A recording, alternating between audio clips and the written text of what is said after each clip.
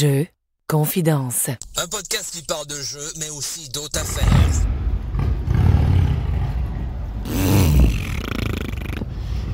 Salut gang! Salut! Hey, je suis content de vous retrouver. Alright! Bienvenue, Jeux Confidence, épisode 53. Nicoton qui vous parle, comme d'habitude. Votre hôte, toujours aussi enjoué et content de refaire un podcast puis de vous jaser ça. Là, en ce moment, je suis à Montréal, chers amis. Je suis en train de marcher là, dans la grande ville. Depuis hier, là, je me sens un peu comme un kid. Là. À chaque fois que je retourne à Montréal, j'y vais un peu moins de ce temps-là.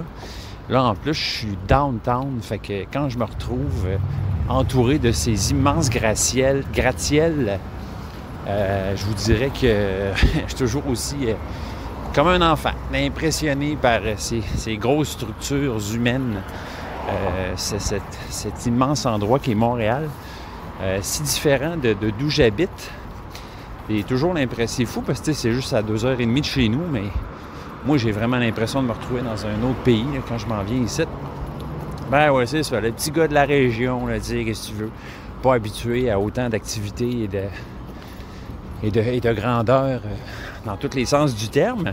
Hey, c'est super, j'ai écouté, je sais pas si vous l'avez déjà fait, mais il n'y a pas longtemps, il est sorti là, l'épisode, c'était ça ma surprise, là, le petit suspense que j'avais mis.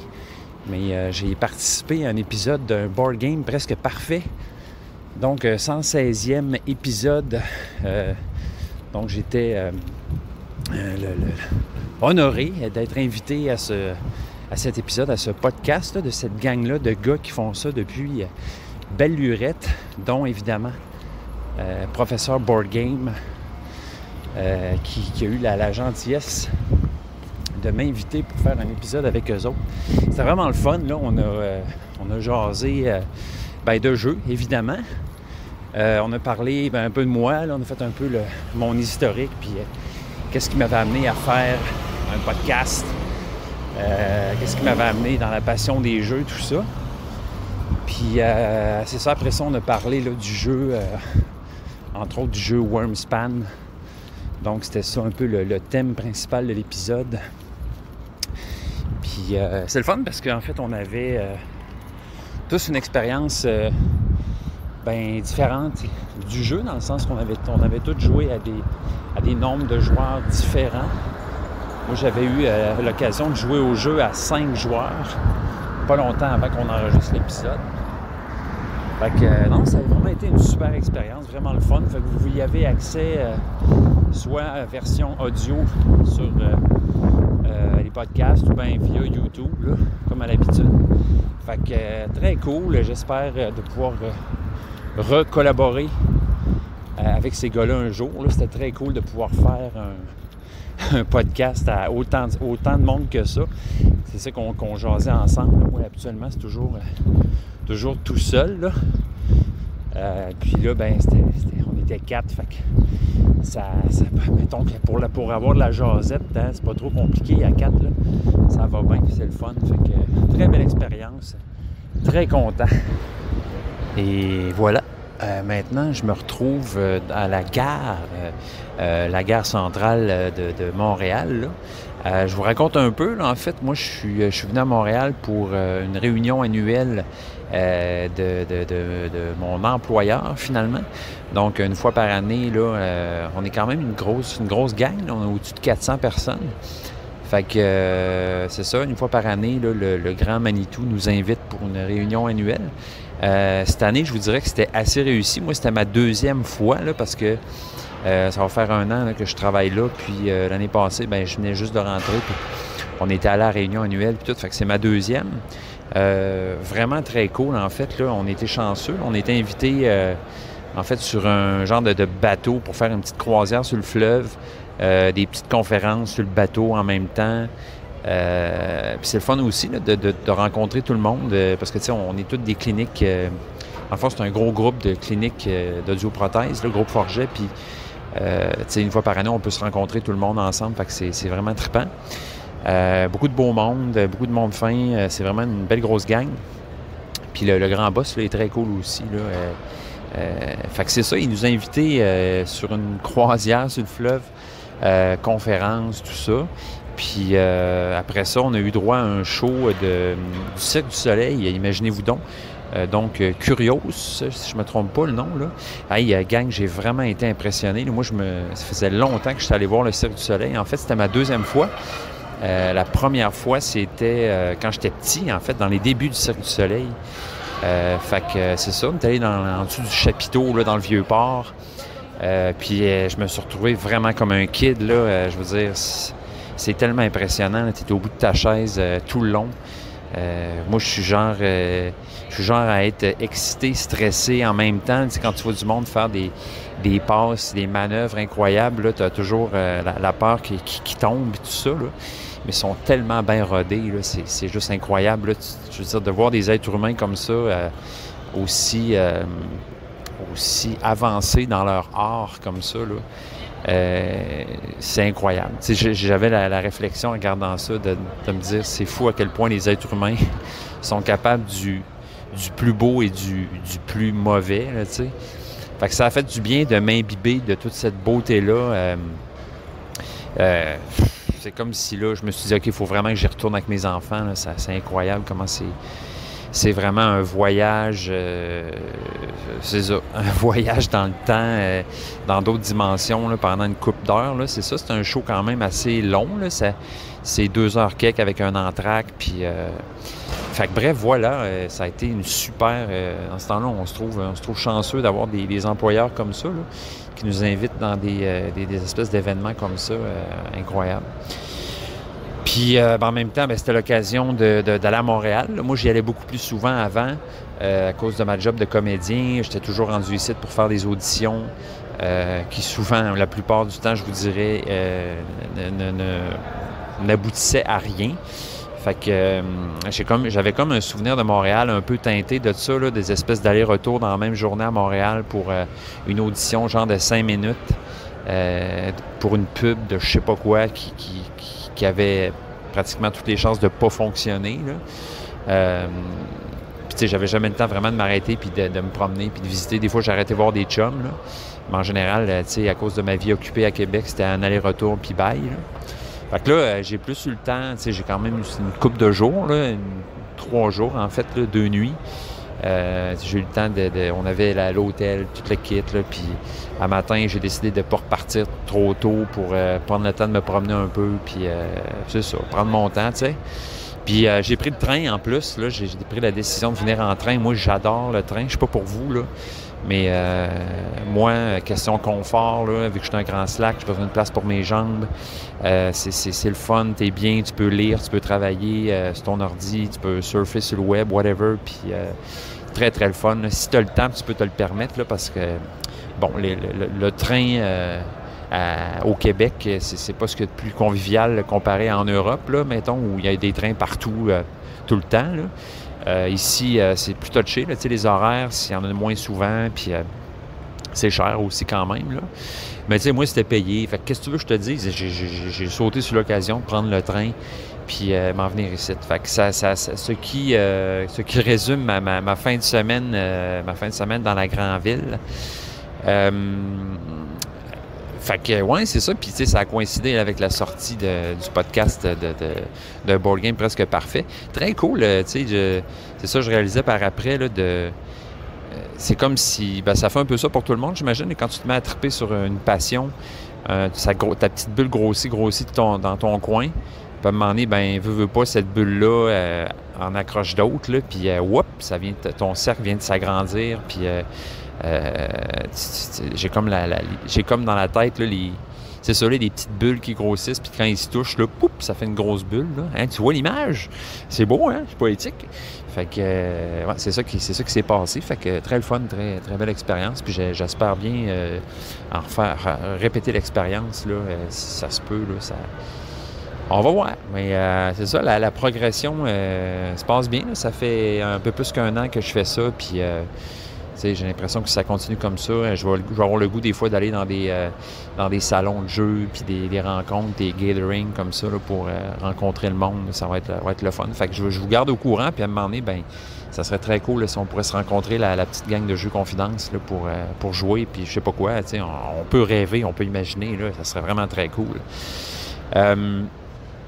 Bon, ben écoutez, parlons de jeu, expérience ludique. Comme vous vous en doutez, c'est ça, là, ça me prend un petit peu de temps à refaire un autre épisode. Pas mal occupé, j'ai pas eu le temps de jouer énormément. J'ai continué à jouer à Sleeping God, fait que j'ai réussi mon pari. C'est comme si faut sortir le jeu une deuxième fois. C'est comme ça, je trouve, la glace la plus dure à briser. Puis une fois que tu le fais, ben là, on dirait que c'est plus facile de le ressortir. Là, tu sais plus où tu t'en vas. Puis, fait que c'est ça, j'ai réussi l'exploit de ressortir le jeu avec mon garçon. On a continué l'aventure. On n'avance pas très vite. Parce que, tu sais, veux pas... Tu sais, je sais que je pourrais pas retenir mon garçon de 12 ans 2 heures autour d'une table. Tu sais, ça se peut pas. Tu sais. Il a trop la bougeotte. Puis à un moment donné... lui, il veut bouger, puis il veut s'en aller. Fait qu'à un moment donné, c'est correct. On fait 2-3 tours d'action, puis après, pas grave, j'arrange le jeu, puis on a avancé un petit peu. C'est vraiment un beau jeu dans lequel on peut s'investir, là, s'imprégner de l'ambiance de ce jeu-là. C'est un jeu très, très immersif, je trouve. Oui, à cause du thème, mais aussi à cause de comment le jeu est fait. Il nous enveloppe, je trouve, ce jeu-là, là, dans son univers. Ses composantes, tout ça, le livre, le bateau, lire l'histoire, tout ça, c'est vraiment super. T'sais, pour ceux, les gens qui aiment les jeux d'ambiance, les jeux d'aventure, moi, je pense qu'idéalement, mon rêve, ça aurait été vraiment de faire ça avec des amis, là. Parce que là, avec mon garçon, je sais que je sais même pas si je vais réussir à terminer ce jeu-là ou en jouer beaucoup.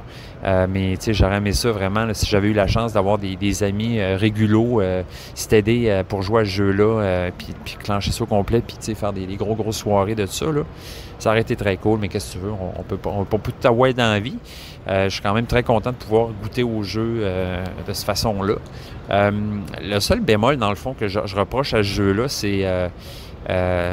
c'est moins pire maintenant parce que je le connais plus, mais l'installation du jeu, parce que, surtout moi, dans mon cas, vu que c'est avec mon garçon, ben faut que je l'attrape dans un moment où je vois qu'il fait rien.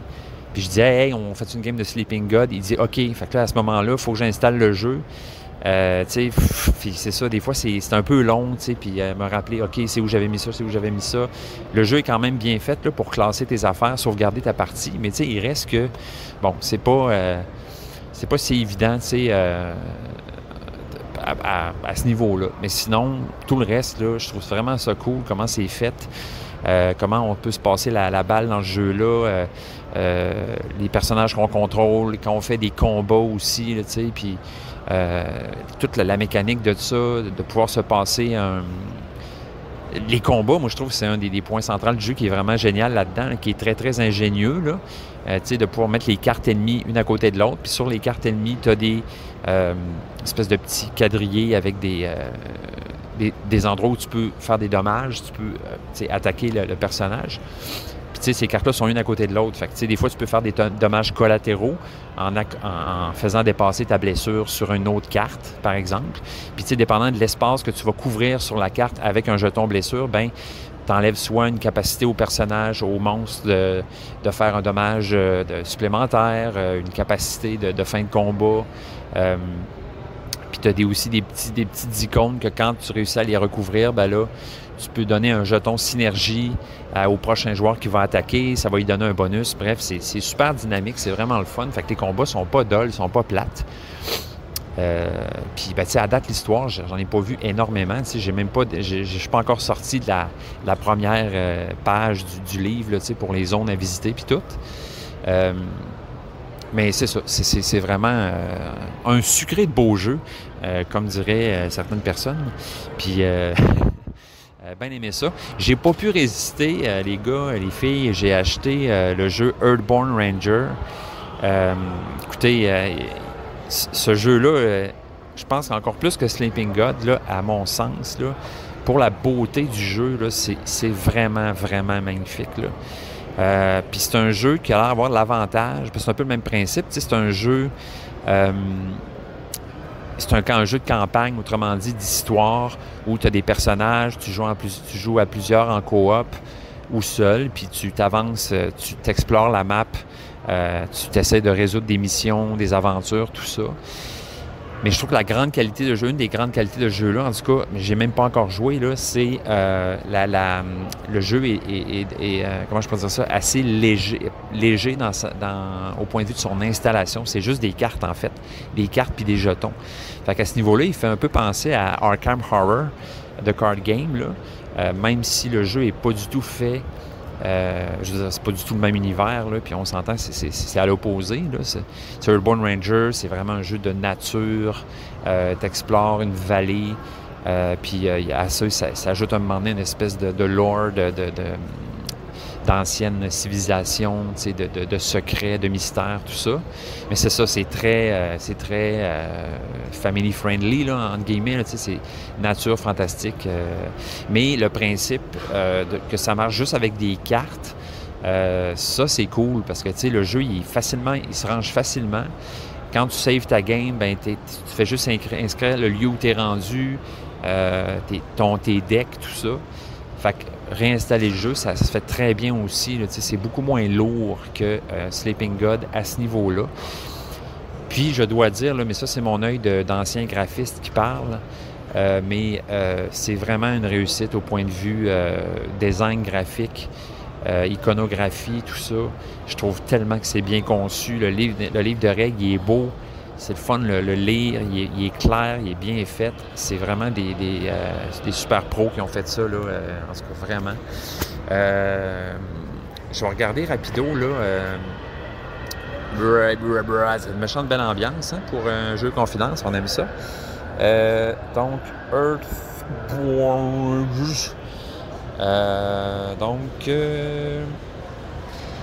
J'y arrive. Donc, 8.2 sur 10 sur BGG. Qui est une très belle cote, là.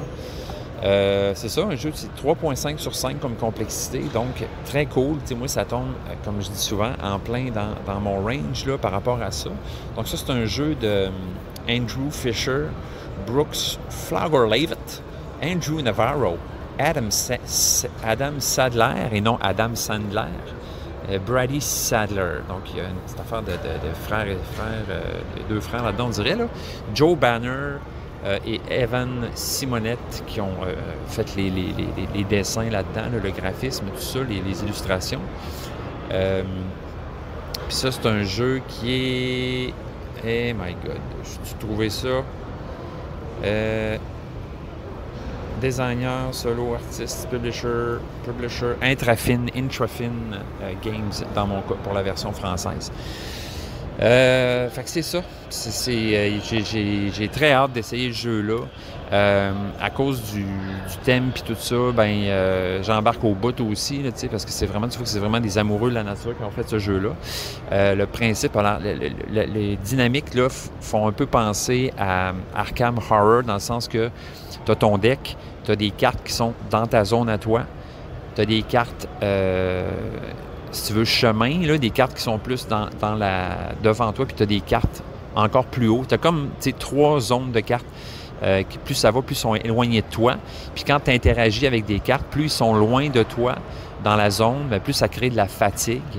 Donc, la fatigue, en fait, comment c'est représenté, c'est super ingénieux, là. C'est que quand tu reçois de la fatigue, bien, tu enlèves des cartes de ton deck, puis tu montes une pile fatigue.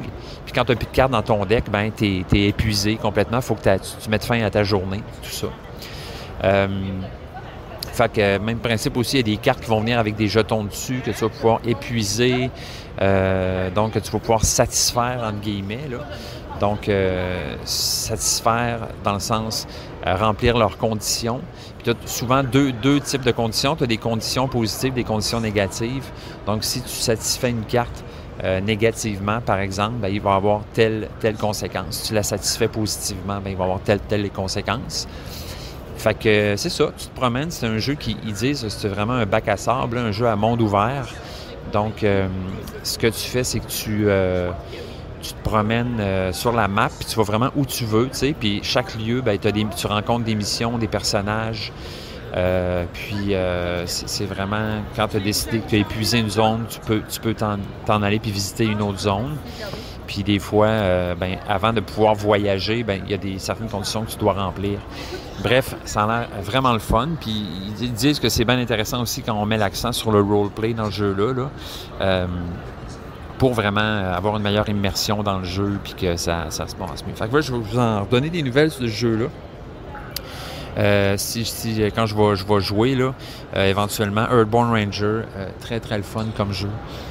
Vraiment, en tout cas, à date, là, je capote vraiment, je regarde la boîte, puis j'en salive là, juste à l'idée de faire une partie de ça. Fait que voilà pour ça. Donc, sinon, ben les expériences, j'ai ressorti là, mes expériences de jeu du mois de mai.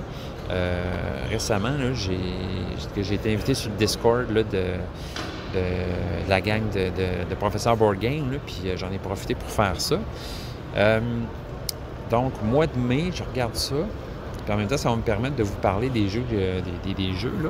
Donc, voyez, King Domino, j'ai joué beaucoup à ça avec ma fille. Courtisan, ça c'est une nouveauté que je vais vous jaser bientôt. Partie de Ark Nova, physique et aussi sur BGA, ça j'en ai fait quelques-unes. Je joue à Ark Nova avec un de nos amis qui nous écoute. Là. Salut mon cher, tu te reconnais probablement. Donc, qui est un professionnel invétéré de ce jeu-là, ça a l'air. Là. Je veux dire, je pense qu'il a assez joué pour vraiment connaître les stratégies en profondeur. Fait que je me fais absolument rincer à chaque fois que je joue avec lui. Mais en même temps, c'est très le fun parce que j'en apprends. Beaucoup sur le jeu en jouant avec lui. Fait que c'est des rinçages qui portent fruit. Il y a d'autres games que j'ai fait avec d'autres joueurs un peu moins bons où j'ai gagné, là, mais j'ai encore des croûtes à manger pour ce jeu-là, c'est clair. C'est un jeu qui se réinvente constamment, là, on s'en doute. Là, c'est tellement hallucinant le nombre de cartes qu'il y a là-dedans et de stratégies possibles. C'est le fun aussi, tu sais, les actions sont le fun à faire. Souvent vont toujours déclencher des petits nananes, des petits bonus, une idée, une impression de progression, en fait, là, très, très constante tout au long du jeu, puis ça, c'est très le fun.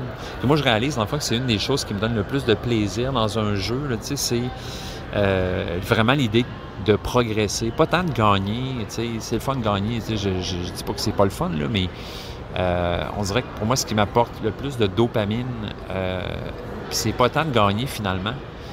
C'est vraiment l'idée d'avoir l'impression de progresser, de construire quelque chose.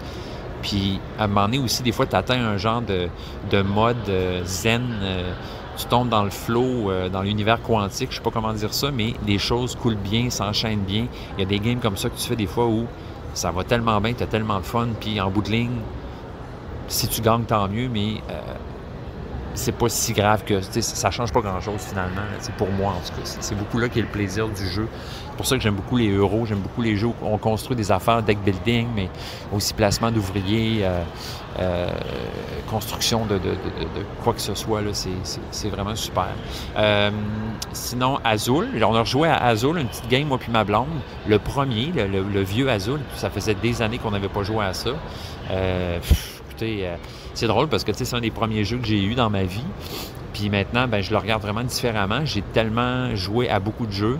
Je pense que ma stratégie puis ma façon d'approcher un jeu a quand même évolué. Fait que j'ai vraiment un peu redécouvert ce jeu-là. Il est très basic, là. Il est très... C'est super abstrait, super mathématique, mais... il est très le fun. C'est vraiment un classique, là, un classique moderne, là, Azul, là, à ce niveau-là. Le premier, surtout, les autres sont super aussi, mais le premier, il y a comme, dans ma tête, il y a comme ce statut-là, là, du jeu très, très simple, très accessible. Puis en même temps, assez deep là, pour les stratégies, tout ça. Deep, on s'entend, c'est-à-dire relativement, là, mais c'est ça qui fait que c'est un classique. Là, c'est un jeu qui il est le fun. C'est pas un jeu que tu peux épuiser en 5 games, mettons. Sinon, Carnegie aussi. Carnegie, j'ai joué, j'en avais parlé dans la revue ludique là, des coups de cœur du mois d'avril, c'est ça? Avril, mai? Avril. Donc, voilà. Sinon, c'est ça, là, Carnegie, écoutez, c'est ça que je disais là, dans mes coups de cœur, je l'avais redécouvert ce jeu-là. Il est vraiment super le fun. J'ai hâte de rejouer. C'est vraiment un coup de cœur. C'est vraiment un super bon jeu. Dans la dernière année, là, je trouve que c'est un des meilleurs euros là, auxquels j'ai joué.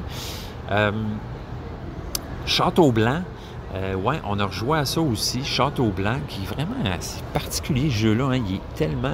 Je vais prendre une gorgée de café. Ouais, Château Blanc, c'est vraiment... il est très cool, ce jeu. Il est vraiment le fun. Il est pas long en plus, à moins d'être pris là, d'AP, comme on dit, là, de paralysie de l'analyse, là, analysis paralysis. C'est un jeu qui peut être assez prone à ça. Donc, parce que chaque action, il faut vraiment, ça prend de la minutie, ce jeu-là. Ça prend énormément c'est ça, faut que tu planifies beaucoup, tu peux pas tout faire les actions, c'est clair. Il faut absolument que tu arrives à faire de la cascade ou des combos pour pouvoir faire tout ce que tu veux faire, parce que le jeu va extrêmement vite. Puis très tight aussi, très serré, à cause des dés, les chiffres sur les dés, tu vas aller chercher de l'argent, tu vas-tu payer, la couleur des dés, quelle action je peux faire. En tout cas, c'est vraiment c'est un jeu qui mérite d'être joué souvent. D'ailleurs, que moi et ma blonde, on s'est dit ça serait un bon jeu, ça, qu'on pourrait jouer un soir de semaine. C'est pas long. On a une belle expérience bien riche là, de jeux stratégiques, de euros. Puis en même temps, je pense que c'est un jeu qui gagne à être joué souvent. Parce que nous autres, là, on n'était clairement pas ça à coche. Moi, j'ai eu l'impression vraiment de faire beaucoup mieux qu'avant. J'avais l'impression de bien enchaîner mes affaires, d'être efficace, puis tout. Puis tu sais, en bout de ligne, on n'est pas arrivé à je pense que, regarde, on est fini égal 33-33. D'ailleurs, c'est très drôle parce que j'ai regardé dans BG Stats mes autres games, puis c'est la deuxième fois qu'on faisait exactement le même score, donc 33-33 égal. Puis finalement, c'est ma blonde qui a gagné, je pense, à cause du décompte de ces jetons de pamplemousse. Là, moi, j'appelle ça de même, là, les petits jetons pamplemousse.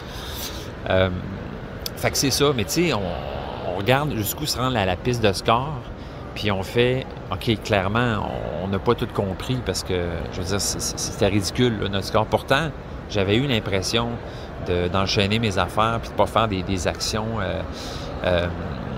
peu efficaces, là, où tu fais une action qui ne donne rien puis tu viens de perdre un tour à gaspiller des moves puis des effets. Là. Mais ce jeu-là est vraiment beaucoup plus que d'autres, je trouve. C'est encore plus apparent à quel point il est...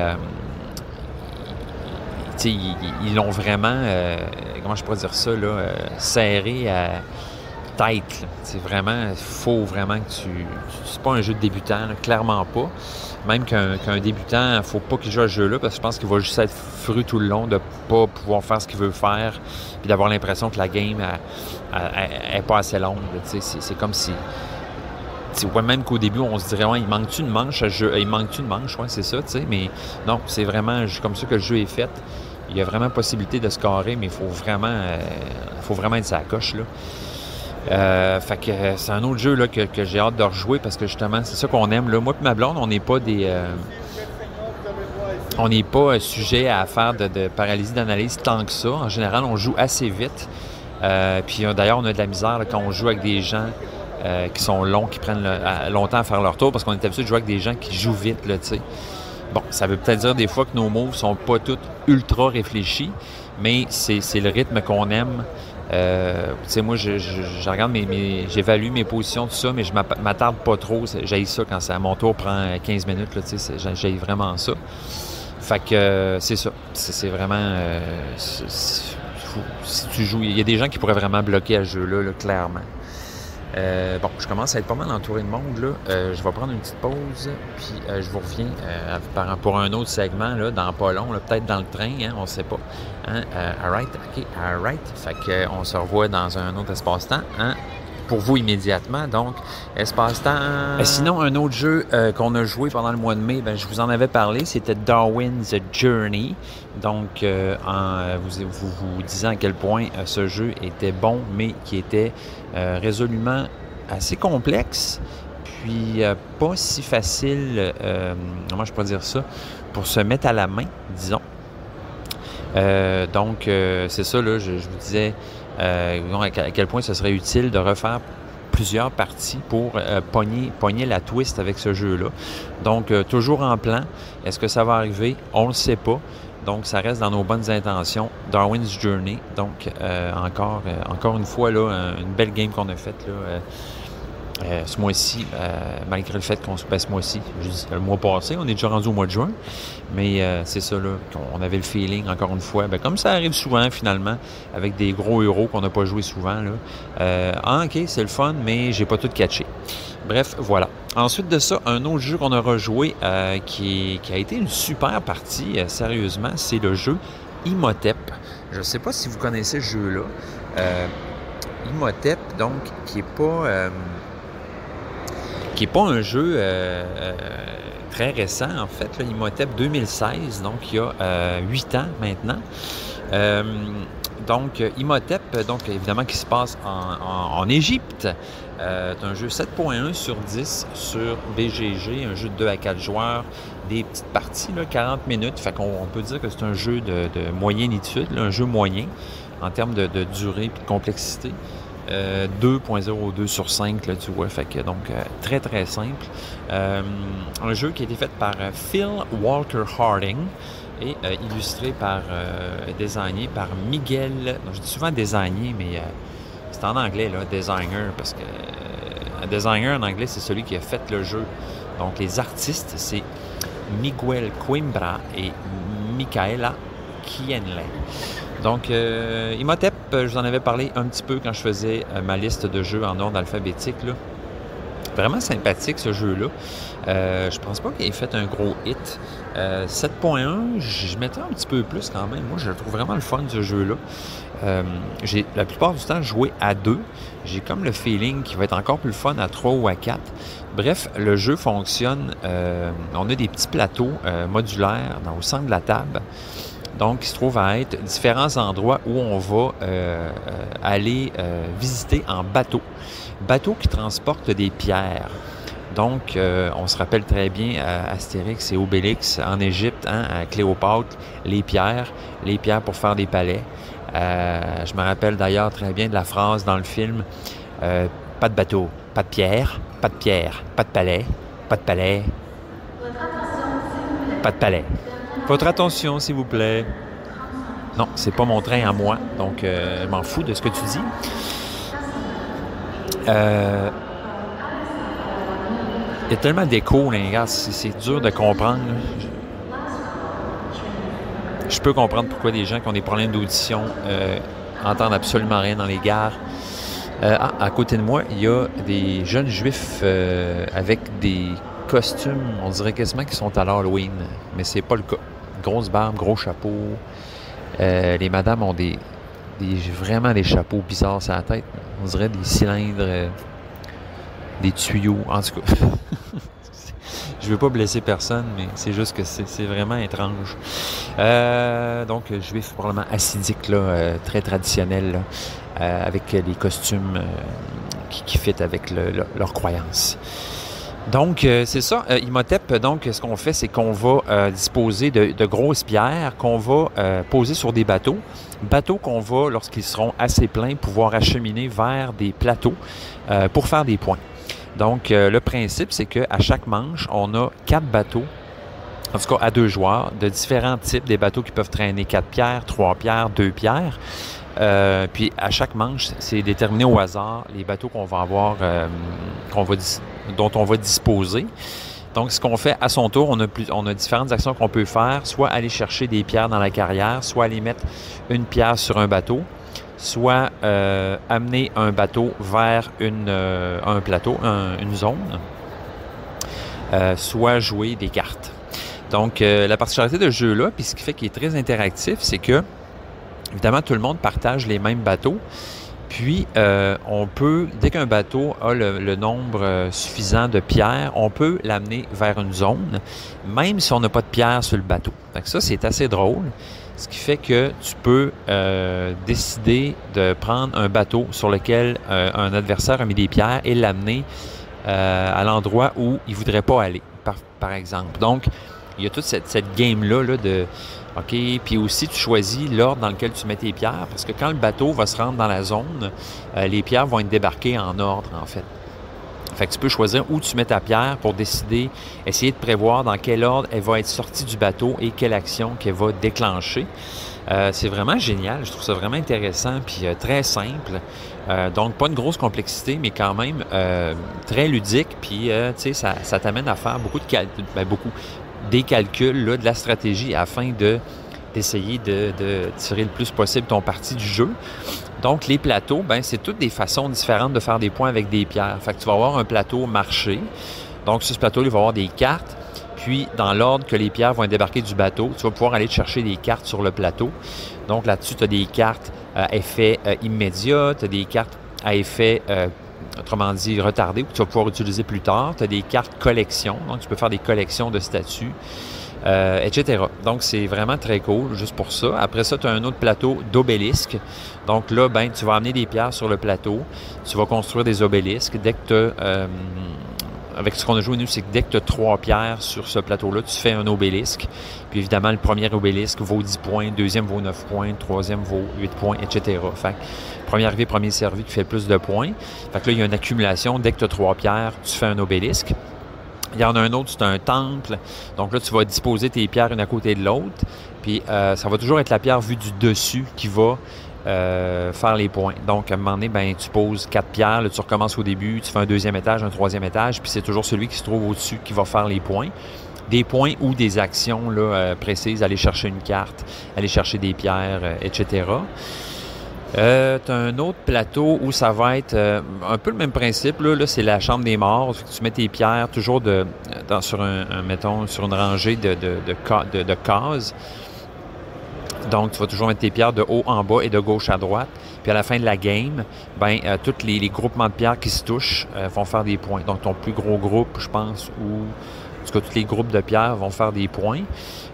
Donc, ce plateau-là, lui, fait des points à la fin de la game, comme les obélisques. Il y a d'autres plateaux, ils vont faire des points à la fin de chaque manche, comme les temples. Le temple, là, où la pierre qui est vue du dessus va faire des points. Puis tu as des pyramides, évidemment, donc tu peux aller, tu vas aller placer sur un petit quadrillé tes pierres de haut en bas, de gauche à droite. Chaque carré sur lequel tu vas mettre ta pierre va valoir des points. Fait que c'est pas nécessairement en ordre. Le premier va avoir 3 points, le deuxième 1 point, le troisième 2 points. Puis une fois que tu as fait un étage, tu peux faire un deuxième étage. Là, ça vaut encore plus de points. Puis, évidemment, ça va toujours être dans l'ordre que tu vas débarquer tes pierres des bateaux, que tu vas aller mettre tes pierres. Fait que tu peux prévoir d'avance, là, OK, comment je fais pour faire le plus de points possible. Puis, évidemment, ben comment je fais pour empêcher mon ami de faire des points.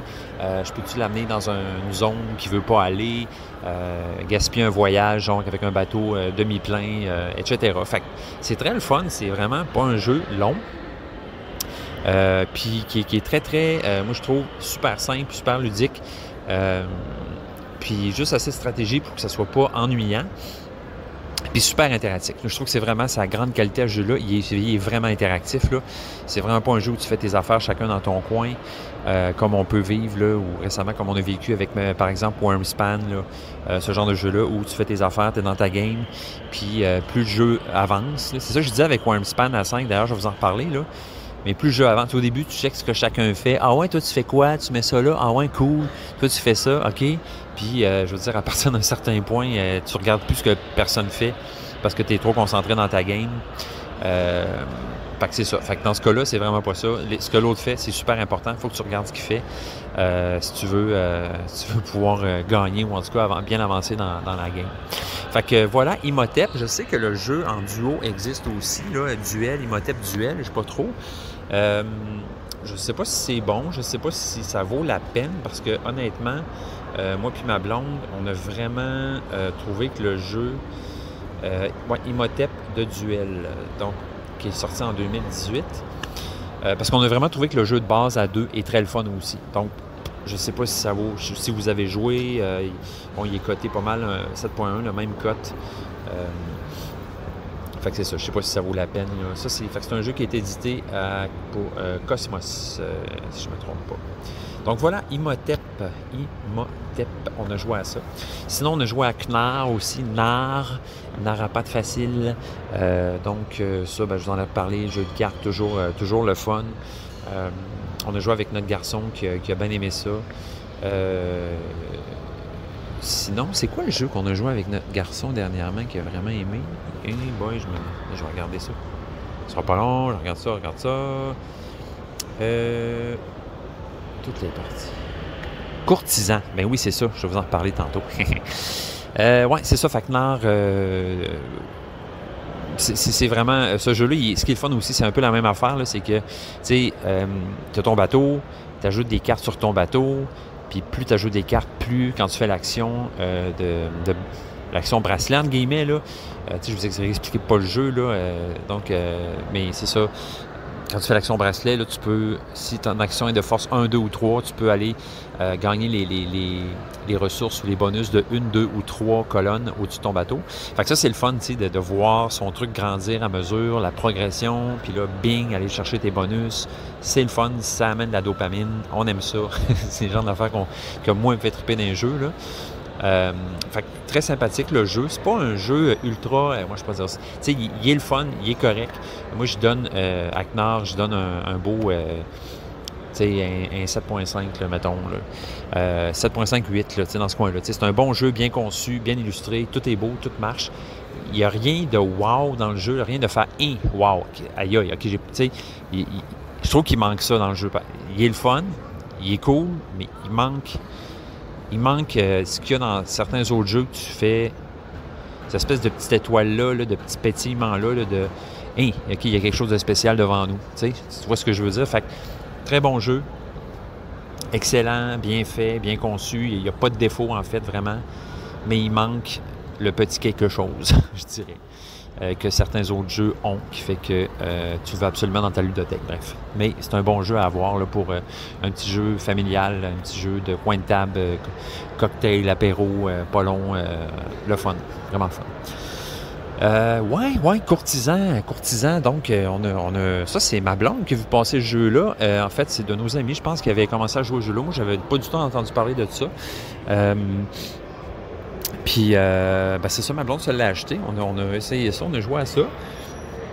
C'est très le fun. Notre garçon, il a vraiment aimé ça. Là. Encore une fois, c'est un jeu qui est très interactif aussi, vraiment interactif. C'est ça qui est au centre du jeu. Donc, c'est un jeu de cartes. Puis, il y a un principe qui me fait un peu penser à le jeu Capers ou Shotten Totten, tout ça, dans le sens qu'au centre de la table, tu as un petit tapis rectangulaire, sur lesquels sont toutes représentées les familles, les 6 familles. Donc, c'est un jeu un peu avec un thème là, courtisan, là, noblesse, famille, la famille de Renardière. Voilà, fait que tu as des clans.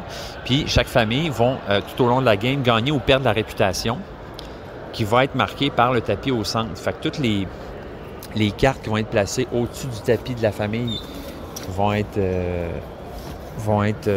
classées, vont gagner de la réputation. Fait que, à la fin de la game, tu fais total les cartes qu'il y a au-dessus et en dessous du tapis à cette famille-là. Puis bon, s'il y a plus de cartes en dessous, la famille est en disgrâce. Puis s'il y a plus de cartes au-dessus, la famille est en grâce, finalement. Puis, tout dépendant des cartes que tu as devant toi, tu vas faire ou perdre des points. Fait que, mettons que j'ai ramassé 4 cartes rouges, puis à la fin de la game, les rouges sont en grâce, sont positifs, ben je fais 4 points. Puis si la famille est en disgrâce, je perds 4 points.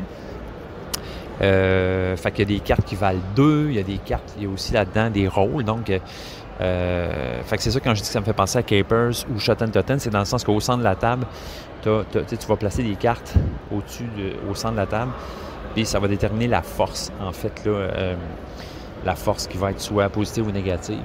Mais là, la particularité du jeu, c'est qu'il se joue à plusieurs. Fait que tout au long de la game, tu vas toujours avoir à mettre 3 cartes, une devant toi, une au centre, pour déterminer pour aller jouer dans la balance des pouvoirs, des familles, puis une que tu vas pouvoir mettre devant un joueur. Fait que ça, c'est vraiment intéressant. Donc, il y a aussi des rôles, tu sais, fait que tu as des gardes. Les gardes, ils ont des petits boucliers. Eux autres, ils ne peuvent pas être tués. Tu as des assassins qui peuvent tuer des cartes. Tu as des espions qui vont toujours être joués face cachée. Fait que, tu sais, quand tu joues une carte face cachée, tu sais jamais c'est quoi, si tu la mets au centre de la table ou si tu la mets devant un adversaire, ben, tu sais, lui, il ne sait pas avec quoi il se retrouve. Puis, attends, tu as garde, assassin, espion. Puis, il me semble que tu en as... Ah oui, tu as les nobles, donc qui valent 2 points. Chaque carte vaut 2 de force au lieu d'une. Fait que c'est tout simplement ça. Fait que chacun notre tour, on va jouer nos cartes, aller modifier la balance du pouvoir de réputation des familles pour essayer de tirer le plus parti, tirer le plus son épingle du jeu. Donc, c'est vraiment, là, ça peut être un jeu assez chien aussi, là, dans le sens qu'à un moment donné, tu vois qu'un joueur veut vraiment faire beaucoup de points avec les jaunes, par exemple. Fait que là, toi, tu essaies de tirer le plus possible la réputation des jaunes vers le bas pour qu'ils perdent des points au lieu d'en gagner.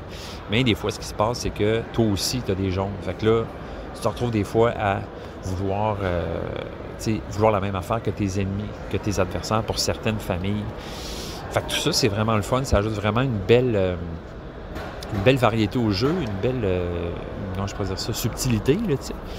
Puis une belle interactivité ici, parce qu'on est toujours en train de voir ce que l'autre est en train de faire, puis comment lui enlever le plus de points possible, comment gagner le plus possible. Puis en plus de ça, ben il y a des cartes missions. Fait que chaque personne se retrouve avec 2 cartes missions qui va faire que tu vas avoir des objectifs. Tu sais, mettons, ça va être avoir moins de jaunes que ton voisin de gauche, par exemple, ou que les bleus se retrouvent absolument en disgrâce à la fin de la partie. Fait que, tu sais, à la fin de la game, tu fais tes totaux, autrement dit. Fait que toutes les cartes que tu as devant toi vont soit valoir des points, soit t'en faire perdre, soit rien valoir pantoute, si jamais ça se trouve à être au neutre, puis que les 2 familles sont... tu sais, mettons que tu as la famille bleue, puis tu as 3 cartes en haut, 3 cartes en bas, bien ça s'annule. La famille est juste inintéressante, ne fait pas de points, n'en fait pas perdre non plus. Fait que c'est tout simplement ça, Courtisan. C'est un jeu, c'est le fun. En tout cas, à 3, là, on a vraiment eu du fun. Florian, en général, tu sais, il aime les jeux, toutes, mais j'ai senti que lui, il avait plus trippé. Parce que je pense que ce que je réalise, c'est que mon garçon, il aime les jeux quand tu n'es pas trop dépendant de la chance. Comme par exemple Trio, qu'à date, il n'a vraiment pas aimé ça parce que lui, il est du genre à faire « Ah, je suis pas chanceux, ça marche pas. » Puis là, plus il joue, moins ça va bien. Il me fait penser à quelqu'un, parce que moi, j'ai longtemps été comme ça. J'ai changé un peu mon minding, là, mais dans le temps, là, quand j'étais petit, j'étais de même. Là, je commençais à me dire « Ah, j'ai une malédiction sur moi, ça marche pas bien, je suis pas bon, je suis pas chanceux dans la vie. » Puis là, plus tu joues, moins ça va bien. Fait que c'est un peu son cas, là, pour ça. Fait que le Trio, il n'a pas trippé tant que ça à cause de ça à date parce qu'il n'a pas été chanceux. Mais le jeu-là, il aime bien ça parce que, tu sais, c'est très stratégique. C'est vraiment toi qui détermine beaucoup là, ta game. Tu es beaucoup moins dépendant de la luck, là. Fait que ce moment-là, il a bien aimé ça. Puis c'est des games qui se font assez rapidement. Fait que, bref, ouais, bien hâte de rejouer. Courtisan, ça a été un grand succès, là, une belle surprise, Courtisan. Moi, j'ai pas vu ça venir, ce petit jeu-là. Courtisan, je vous dis ça. Courtisan. Oups, je l'ai mal écrit. Courtisan. OK. 2024. Courtisan. 7.4 sur 10 sur BGG. 187 rating. Un jeu de 2 à 5 joueurs. Fait que vous voyez, même à 5 joueurs, ça va être assez cool. Par rapport à la longueur, je ne sais pas trop. Ça dit 20 à 30 minutes par game, 8 ans et plus, 1.75 sur 5 de complexité, qui ne veut pas dire que le jeu est simplet. Là. Il y a une belle profondeur à ce jeu-là. Ce serait le fun d'ailleurs qu'il y ait un rating de profondeur dans BGG, ça serait cool. Donc, designer, le nom alternatif, Schielenlikus. Pas trop c'est quoi, ça va être allemand. Schielenlikus. Donc, un jeu qui a été fait par Romaric Gallonier et Anthony Perrone, artiste Noémie Chevalier, publié par Catch-Up Games. Donc, je vous le conseille, Courtisan, beau jeu, pas cher, le fun, qui se plug bien dans une journée. Voilà.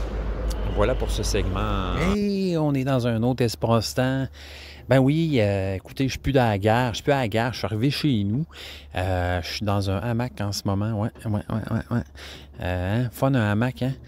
Moi, je traîne un petit traumatisme de hamac. Là. Quand j'étais jeune, je m'étais vaché sur un hamac, puis figurez-vous donc qu'il avait lâché, puis je m'étais retrouvé le cul à terre.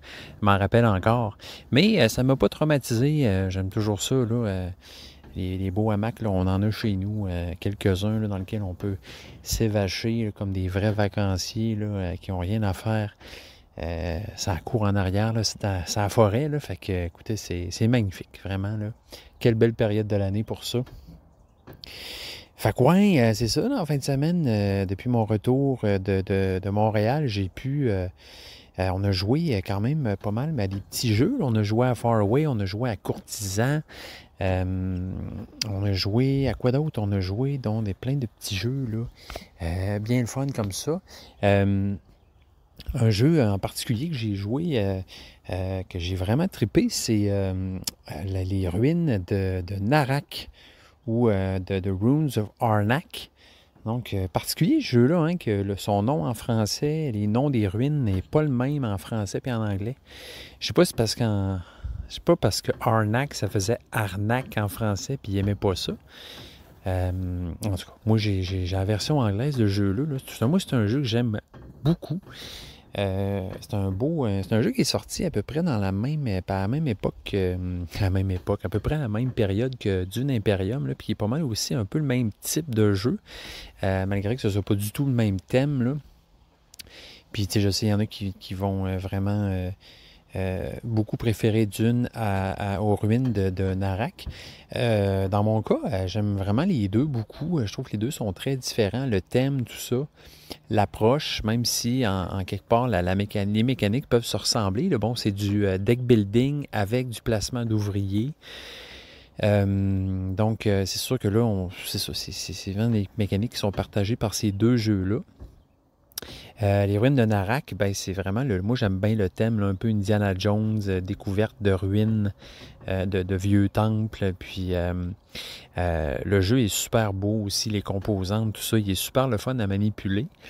En fait, j'ai voulu essayer l'extension de Missing Expedition, donc l'expédition perdue, je sais pas trop, donc c'est une boîte. Moi j'ai les deux extensions de ce jeu-là. Donc, il y en a une, c'est les Leaders, Expedition Leaders. Donc, ça ajoute des personnages pour pouvoir jouer de façon asymétrique. Là. Bon, c'est pas une asymétrie incroyable, mais quand même qui fait que chaque personnage a des capacités et des mécaniques qui leur sont propres. L'extension de Missing Expedition, en fait, ça vient avec une campagne en solo ou à 2 joueurs en coop. Et aussi avec 2 nouveaux personnages, là, la mécanicienne, et le journaliste. Donc, j'avais une belle après-midi devant moi, là. Pas de joueur à l'horizon, donc j'ai décidé de faire ça. Là. Je me suis fait une belle game solo. J'ai commencé la campagne de Missing Expedition. Il y avait déjà une game solo qui existait sur Internet, là, qu'on pouvait aller chercher via l'Internet. Je pense que c'est un peu un remix de cette histoire-là. Par contre, là, il y a des éléments qui se rajoutent, là, parce que, bon, la campagne sur Internet, tu allais chercher directement les règles sur Internet, tu n'avais pas de composantes, tu n'avais pas rien qui se rajoutait. Mais là, dans ce cas-ci, j'ai l'impression que c'est ce scénario-là, mais je dirais pimpé, là, avec des nouvelles cartes, des nouvelles composantes, tout ça. C'est très le fun, en fait. Moi, j'aime beaucoup le jeu solo. Là, j'y ai joué quand même pas mal aux ruines de Narak. C'est quand même bien foutu, là, tu sais, ça va assez bien, c'est assez fluide, là. Donc, on joue contre un joueur, un automa, donc qui à chaque fois, on va tourner une tuile qui va déterminer l'action qu'il fait. Puis, quand on tourne la tuile, ben, l'autre tuile à côté, le verso nous indique, là, nous donne une flèche là, pour pouvoir nous faire décider si jamais on a une décision à prendre entre un côté ou l'autre. Donc, ça va très bien. C'est juste une espèce de mécanique pour bloquer des espaces, faire des points pour qu'après tu puisses comparer tes points à celui de l'automa. Bref, ça va très bien, mais là, se rajoute à ça une campagne, une histoire.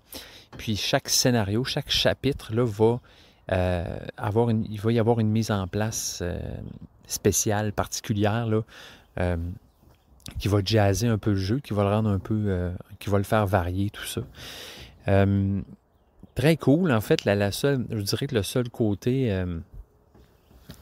un peu ben, pas plate ou dole, c'est que la mise en place était un peu longue pour ce jeu-là.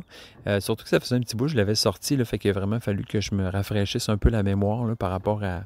J'ai joué quand même quelques fois aussi sur BGA, mais c'est ça aussi ce que ça fait des fois, hein, quand tu joues un jeu plus, à un moment donné, de façon virtuelle, là, tu recommences. Ça m'avait fait ça pour Root aussi à l'époque, là, mais quand vient le temps de rejouer au jeu pour vrai, là, tu l'installes pour vrai, tu fais la mise en place, la manipulation, tout ça, puis oups, là, tu t'es habitué à ce que l'ordi le fasse pour toi. Là, tu cherches un peu. Là.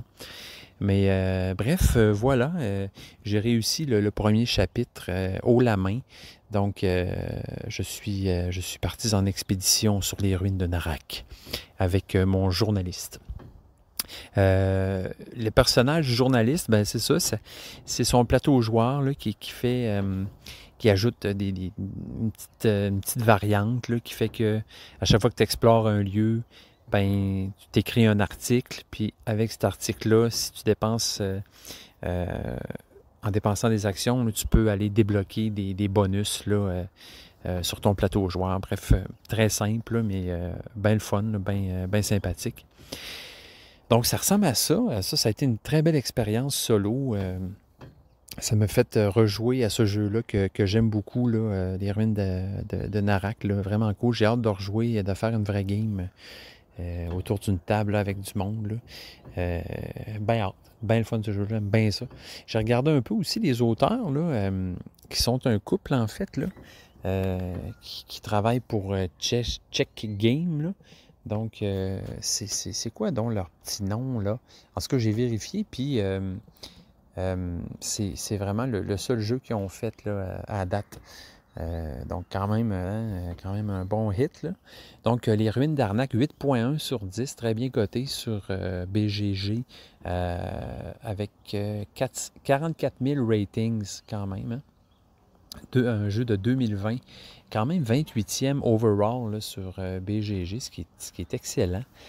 Donc, c'est un jeu qui a été fait par Elwen et Min, donc un couple c'est ça, là, c'est des Tchèques, je pense.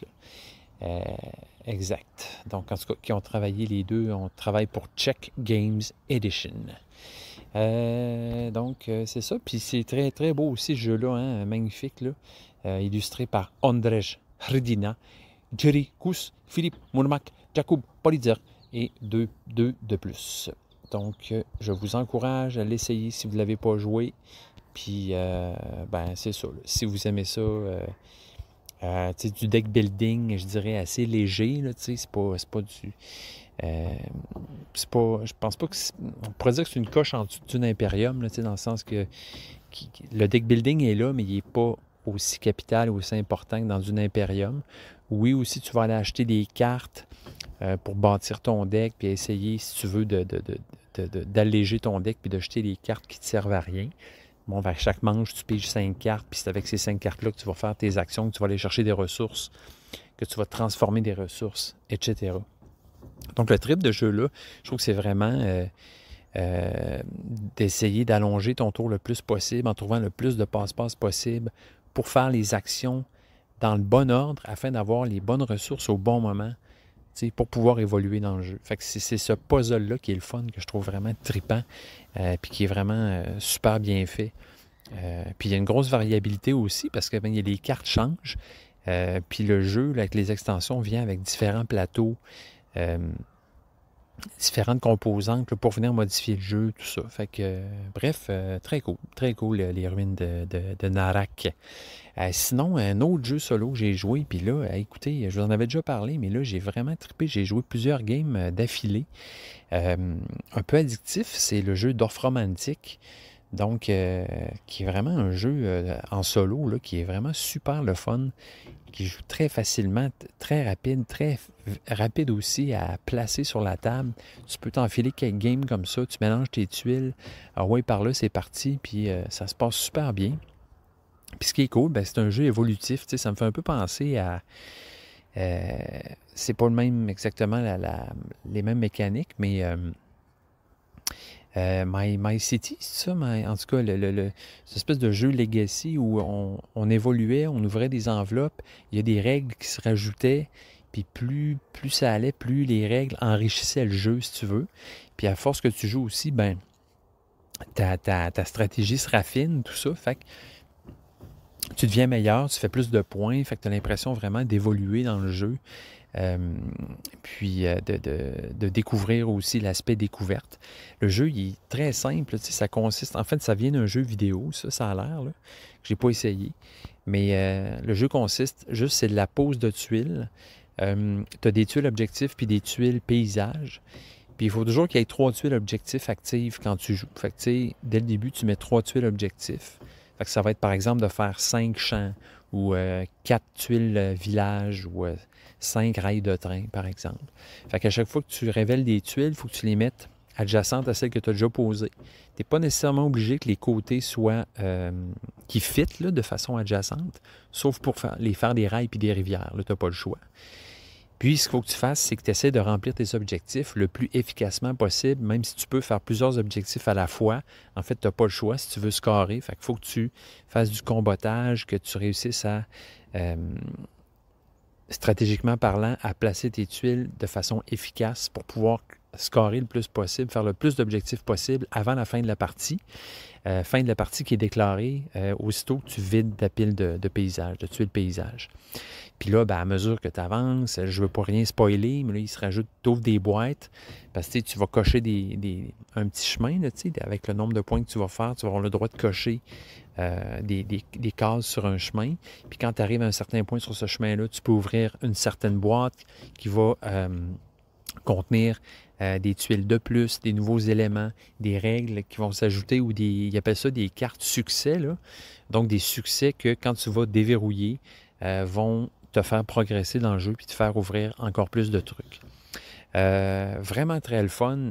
Ce jeu-là, plus que je joue, plus j'aime ça. Les premières parties, j'étais là, ouais, sympathique, cool.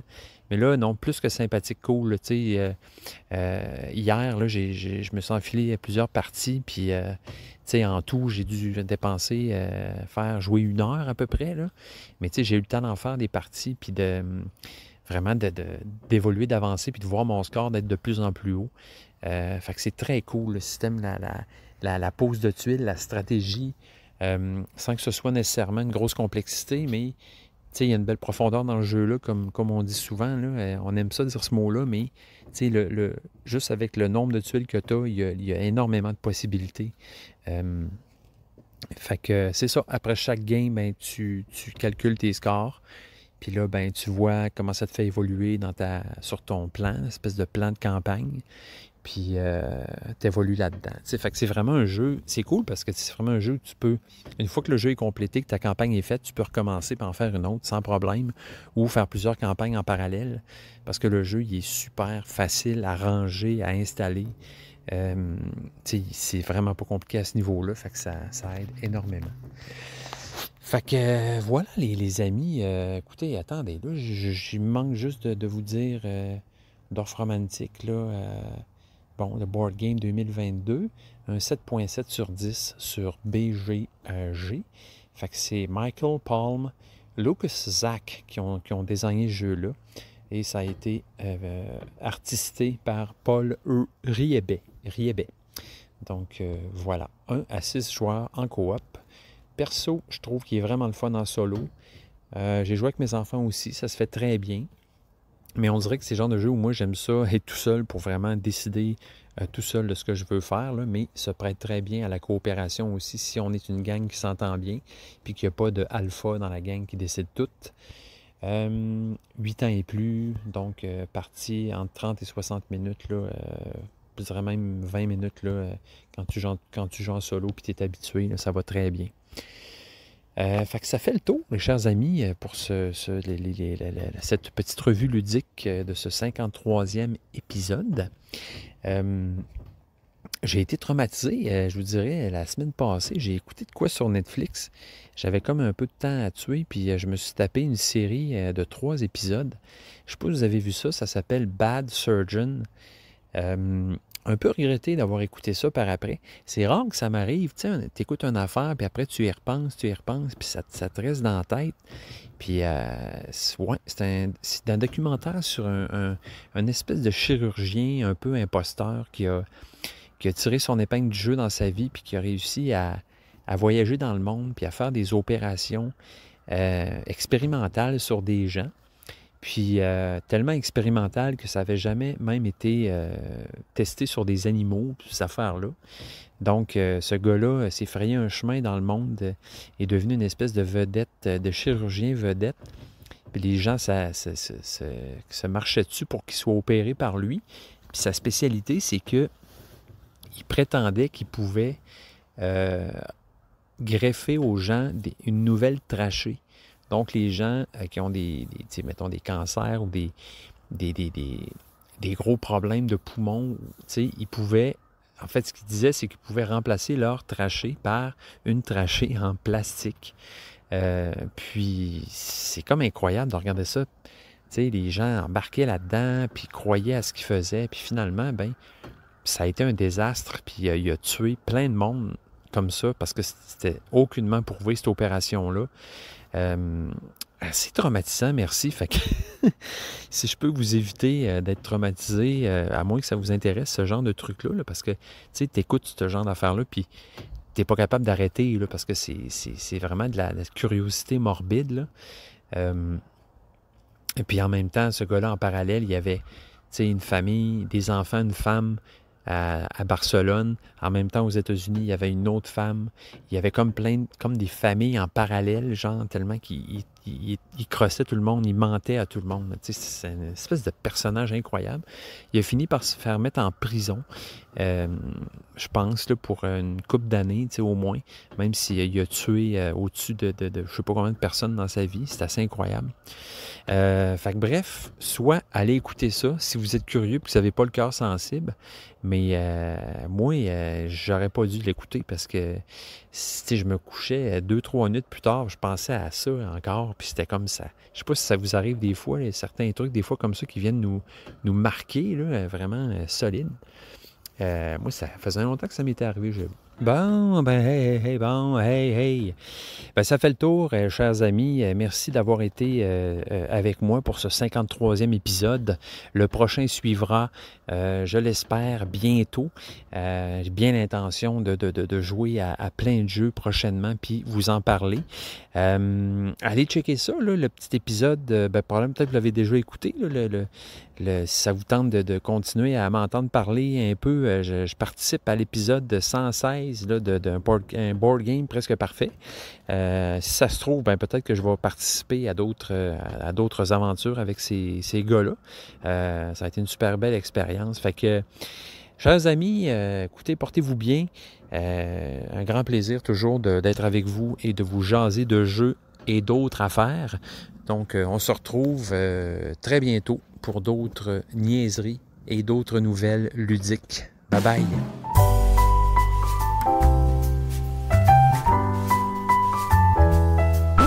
Jeux Confidence à commercial gmail.com